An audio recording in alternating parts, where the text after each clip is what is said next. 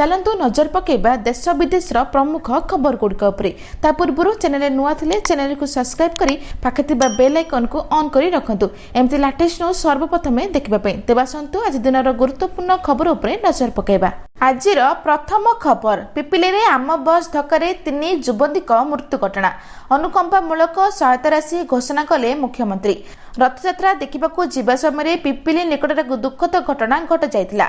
आम बस माड़ी जीवारु तीन जनकर मृत्यु होइतिला। ए घटना रे वर्तमान सहायता राशि घोषणा करिसेंती मुख्यमंत्री। मृतकंक परिवार वर्ग प्रति समवेदना जणाइबा सह प्रति मृतकंक निकटतम आत्मीयंक पई अनुकंपामूलक सहायता राशि घोषणा कर दैछि। मुख्यमंत्री रिलीफ पांठिरु 4 लाख लेखाएं अनुकंपामूलक सहायता राशि घोषणा करिसेंती। पिपिली थाना अधीन तराकाज निकट रे स्कूटर 3 जन युवती जाउथिला बेले तांको उपरे आम बस चढ़ाई देथिला। सेमानकु उद्धार करी संगे संगे निकटस्थ स्वास्थ्य केन्द्र भर्ती करथिले। हेले पिपिठारे एक दुखद सड़क दुर्घटना रिमझिम प्रियदर्शनी साहू, एलेना दास और काजल दास का प्राण हराइथिले। ए घटना आज सारा राज्य में चांचल्य खेल देथिले बोली सूचना मिली। परवर्ती खबर माड़ी आसुची जोड़ा लघुचाप 4 पर्यंत प्रबल वर्षा माड़ी आसुची एकाथरके 2-2टी लघुचाप 4 पर्यंत प्रबल अति प्रबल वर्षा बने पाणीपाग विभाग पक्षरु सूचना दिया जायछि। एथिପାଇଁ एबठु सतर्कता जारी करिछि प्रशासन। विशेषकर एही जोड़ा लघुचाप पूर्व एवं पश्चिम भाग में हेबार आशंका रही। अधिक वर्षा नहीं बहु जिला को ऑरेंज एवं येलो वार्निंग जारी कराइथिला बेले संभाव्य लघुचाप को दृष्टि रखी सतर्क रही प्रशासन। एथिପାଇଁ बालेश्वर जलेश्वर डाकबाजी जंत्र माध्यम लोक सतर्कता करा जाउछि। एतेसह मत्स्यजीवी मानकु समुद्र भितर को न जिबा पे परामर्श दिया जायछि। जदि देखिबा बंगोपसागर लघुचाप सृष्टि होबार संभावना रही। ठीक सेपरि अरब सागर भी लघुचाप आशंका रही। दक्षिण भाग उत्तर पूर्व अरब सागर अंचल में घूर्णिबल सक्रिय रही। आगामी 12 घंटे समान अंचल में लघुचाप क्षेत्र सृष्टि होबार संभावना रही बोली सूचना मिली। परवर्ती खबर रेल यात्रियों खुशीर खबर एणिकी ट्रेन विलंब एसी खराब थिले फेरस्त पाइबे टंका।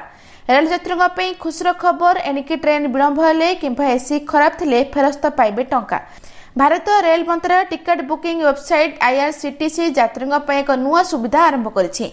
ए सुविधा अनुसार जदि ट्रेन 3 घंटा अधिक विलंब हुए किंबा एसी कोच रे 2 घंटा अधिक समय बीती जाई सुधा ठंडा अनुभव न हुए तेबे एपरी परिस्थिति रे यात्री मानकु IRCTC वेबसाइट 24 घंटा मध्य आवेदन करबाकू पड़िबो एवं 7 रु 10 दिन मध्य बैंक अकाउंट को टंका फेरस्त दिया। एही रिफंड नियम केवल निश्चित टिकट पर प्रयुक्त। जदि टिकट वेटिंग तालिका थिबो किंबा बातिल होइथिबो से क्षेत्र में एही नियम प्रयुक्त हेबो नाही एवं ट्रेन विलंबर कारण प्राकृतिक विपर्यय होतले रिफंड मिलबो नाही। ताहास एसी खराब हेबा विषय अभियोग करबाकू ट्रेन TTI किंबा कर्मचारी ठारू एक लिखित अभियोग नेबाकू पड़िबो जहा प्रमाण स्वरूप देखेबाकू पड़िबो बोली विभिन्न जातीय गणमाध्यम रे प्रकाश पाइछि बोली सूचना मिलिछि। परवर्ती खबर लगातार ह्रास पाउछि सुना दर आगु आहुरी खसिब मूल्य। लगातार ह्रास पाउछि सुना दर जहा ग्राहक पई आश्वस्ति सह आनिछि खुशी खबर। सुना दर 1 लाख टंका अतिक्रम करथिबा सह ए जाय प्राय 2000 टंका दाम कमिछि।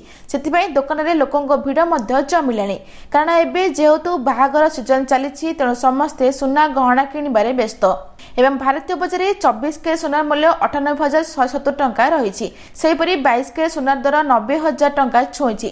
सेहीपरि राजधानी भुवनेश्वर 24 के सुनार मूल्य 10 ग्राम पिछा 98,020 टंका रहितला बेले 22 के सुनार मूल्य 89,850 टंका पहुंची बोली सूचना मिली।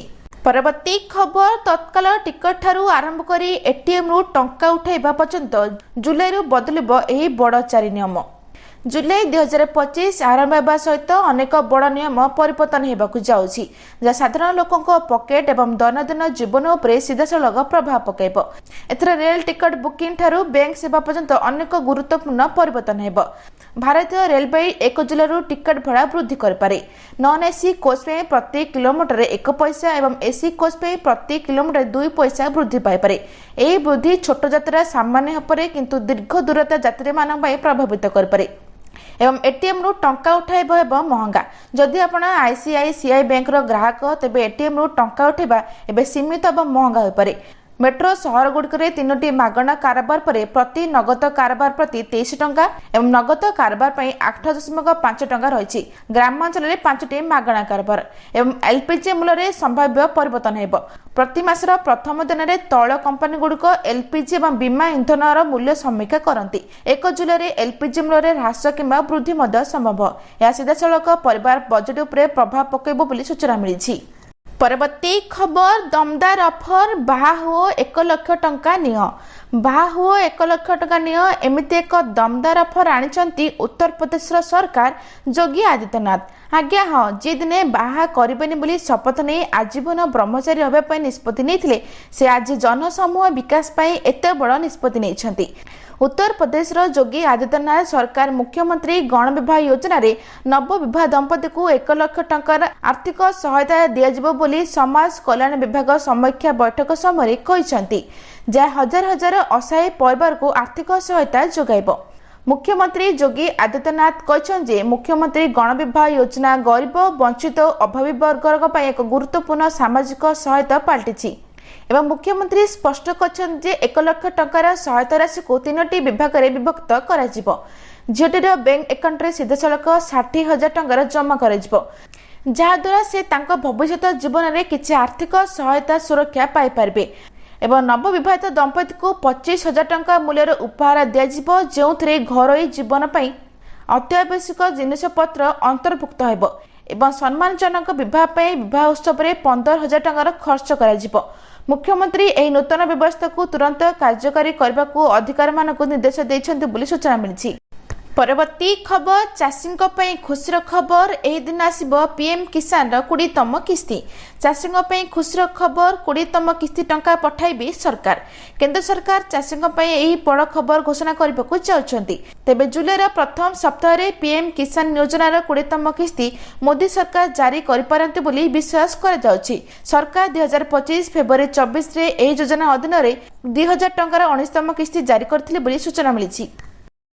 परवर्ती खबर योजना करी मारिदेले बाघुणी और तार 4 छुआ को तदंत हेबारु जना पड़िला सत।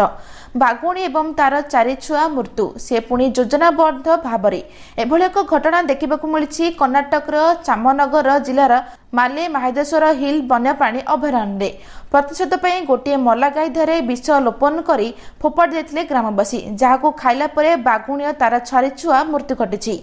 वास्तव में बाघुणी गोटे गाय को मारी जंगल को टाणी नेथिला से एवं तार 3टी छुआ आंशिक भाव में मांस खाई फेरी जाइथिले। तापरे स्थानीय लोके जेतेबेले गायर मृतदेह को देखिले सेमाने रागी जाए प्रतिशोध नेबा से मृतदेह रे विष लोपन दे छाड़ी देथिले। किछि समय पर बाघुणी एवं छुआ माने पुण थरे जेतेबेले शिकार करबा को आसिले से विष लोपा गायर मृतदेह को खाई तांकर जीवन चलीगला। घटना पर जातीय व्याघ्र संरक्षण प्राधिकरण पोर्टाल अनुसार पशु चिकित्सा दल पोस्टमार्टम करछंती। कर्तृपक्ष माने गायर मृतदेह उद्धार कर मालिक को खोजा आरंभ कर सूचना मिली। परवर्ती खबर आज बाहर रत्न भंडार मरम्मती 8 दिन भितर काम सारिबाकू योजना। आज आरंभ हो बाहर रत्न भंडार मरम्मती आसंता 8 दिन भितर काम सारिबाकू योजना। बाहर रत्न भंडार 90टी पत्थर बदला जाई पारे कम समय थिबारु प्रतिदिन 3टी शिफ्ट रे काम